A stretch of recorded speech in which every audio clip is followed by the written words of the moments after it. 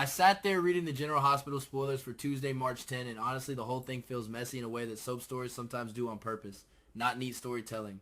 More like threads everywhere, people making weird choices, emotions first, logic later. Maybe that is why it works. Maybe that is why people keep watching. Let me start with Christina because that part stuck in my head the longest. Christina begging Michael for help again. I mean, it feels familiar, right? Christina always running into a wall and then suddenly remembering Michael exists and hoping he will fix everything. And this time, apparently, she really needs something big from him. Something serious enough that she has to ask directly. But the problem is Michael is not exactly in the mood to rescue people lately. He has been carrying a lot. Family drama, Willow problems, kids involved, and now Jacinda somewhere in the middle of it all. So if Christina thinks she can walk in and ask Michael to solve her situation like a brother hero moment, well, I doubt it will go smoothly. Actually, I can imagine the scene already. Christina talking fast, nervous, maybe a little desperate. Michael standing there with that look he gets when he is trying not to snap but also not agreeing. That uncomfortable silence. It is the kind of scene that almost hurts to watch because both sides think they are right. And maybe Michael just says no. That possibility feels real. It would force Christina into a corner, and that is exactly where Jacinda enters the story. Because when Michael refuses, Christina suddenly turns to Jacinda. That is interesting to me. It suggests Jacinda has some influence here, or maybe access to something Michael does not want to deal with. Jacinda agreeing to help Christina, though, that could create a completely new problem. Imagine Michael finding out that Jacinda stepped in after he said no. That kind of thing can trigger anger quickly. Michael might feel betrayed, or undermined, or just annoyed that his decision was ignored. And honestly, I would not blame him entirely. Because from Michael's perspective, it might look like Jacinda crossed the line. Even if she was trying to help. Sometimes intentions do not matter in these situations. The result is what matters. And the result could be Michael getting upset not only with Christina, but also with Jacinda. Which brings me to Jacinda herself. There is a strange energy around her right now in the spoilers. Like something is about to be revealed, but they are not telling us directly yet. A possible good news situation. One obvious guess is pregnancy. Soap logic basically trains you to suspect pregnancy whenever a mysterious good news hint appears around a relationship, especially when that relationship already feels complicated.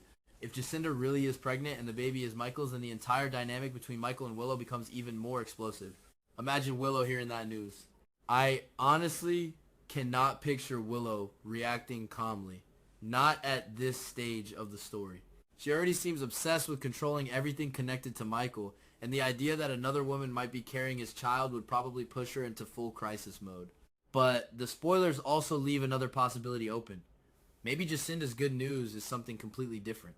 A job opportunity, a financial windfall, some random life event that just happens to land at the worst possible time. Still, my instinct says pregnancy is not a random guess. It fits too well with how these stories escalate. Speaking of jobs, Nina apparently hires Jacinda, and that development alone could stir a storm. Jacinda is happy about the job, which makes sense. Work is work, and maybe she needs stability, but from Michael's side, this situation probably feels uncomfortable. Very uncomfortable, actually, because Nina is Willow's mother, and also Michael's former mother-in-law, if you want to look at it that way. The family connections are tangled already, and now Jacinda working directly for Nina just adds another knot. Michael is not the type who would easily accept his girlfriend working for someone so closely tied to his past conflicts.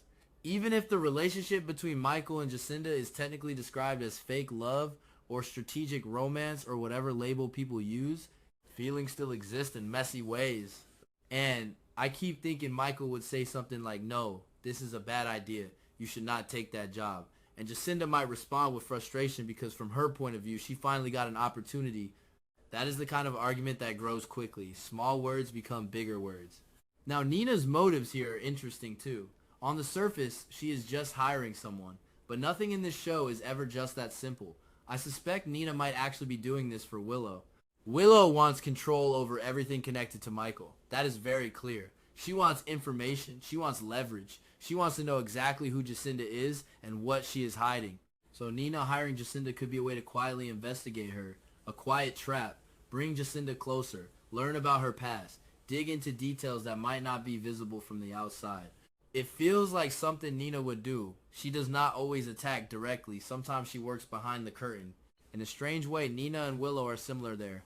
People talk about Willow being ruthless lately, but Nina has always had that ability too. The difference is Nina tends to mask it better. She can look helpful while setting up a move.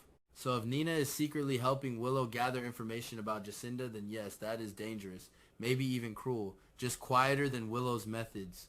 Moving to another storyline, Nathan's situation caught my attention because it feels suspicious in ways that are not obvious yet. Nathan says Maxie has moved on, that she has another man now, and because of that, he claims he has every right to pursue Lulu and build something with her. On the surface, that argument makes sense, but something about it feels off. Maybe it is the way he insists so strongly that nobody can force him to end things with Lulu. When someone pushes that hard, it sometimes means they are hiding another motivation. Like they need the relationship for reasons that have nothing to do with love. I keep thinking Nathan might be using Lulu for something. Not necessarily in a cruel cartoon villain way, but maybe he has some personal goal. Information, protection, access to something in Port Charles. Lulu might simply be the easiest connection. And there is another detail that complicates the picture. The new woman in town, the pregnant one who might die during the emergency surgery meant to save the baby. That woman, Delilah. If Nathan somehow has a connection to Delilah, then everything about his behavior starts to look different. Imagine if Nathan is secretly the father of Delilah's child. Suddenly his actions might be about protecting that situation or hiding it. The show has not confirmed anything yet, but the possibility exists. Nathan having multiple secrets would not be shocking in a soap storyline. Then there is the WSB plot. Brennan telling Jocelyn she needs to leave the spy position immediately. That scene could be intense if it plays out the way I imagine. Brennan seems genuinely worried. He thinks Cullum is dangerous. Not just a strict superior officer, but someone capable of darker moves, especially now that Cullum might be secretly working with Sidwell. That alliance alone sounds like trouble. So Brennan wants Jocelyn away from the situation before Cullum focuses on her too much. Maybe he even sends her out of town on a mission just to remove her from the board. But Jocelyn is stubborn. She listens, she nods, she understands the warning. Yet I can also see her thinking she can handle it, that she is tougher than Brennan believes. That kind of confidence sometimes turns into regret later. And I have a feeling the story is heading exactly there.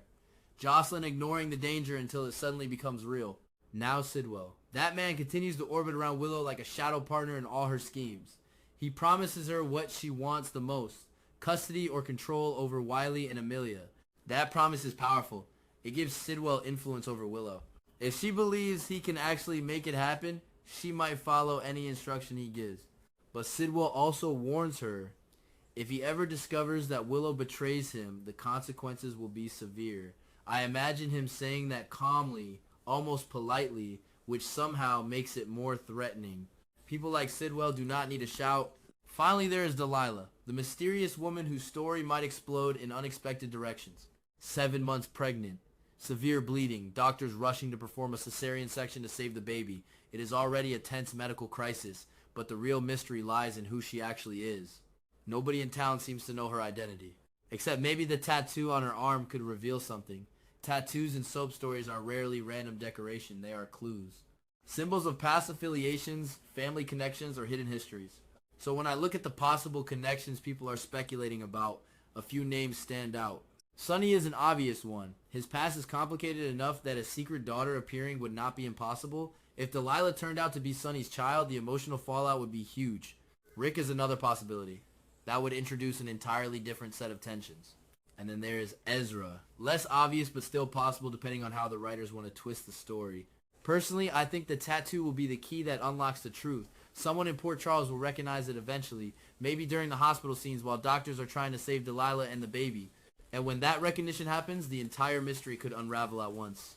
So Tuesday's episode looks like one of those chaotic days where multiple storylines collide. Christina begging for help, Jacinda stepping into dangerous territory with Michael and Nina, Nathan hiding motives behind his romance with Lulu, Brennan trying to protect Jocelyn from a spy conspiracy, Sidwell tightening his grip on Willow, and Delilah lying in a hospital bed with secrets literally written on her skin. It is a lot. But soap stories are supposed to feel like that sometimes. Too many emotions, too many secrets, characters making messy decisions. And honestly, that mess is the reason people keep coming back to Port Charles again and again, because nothing ever stays simple there. Not for long anyway.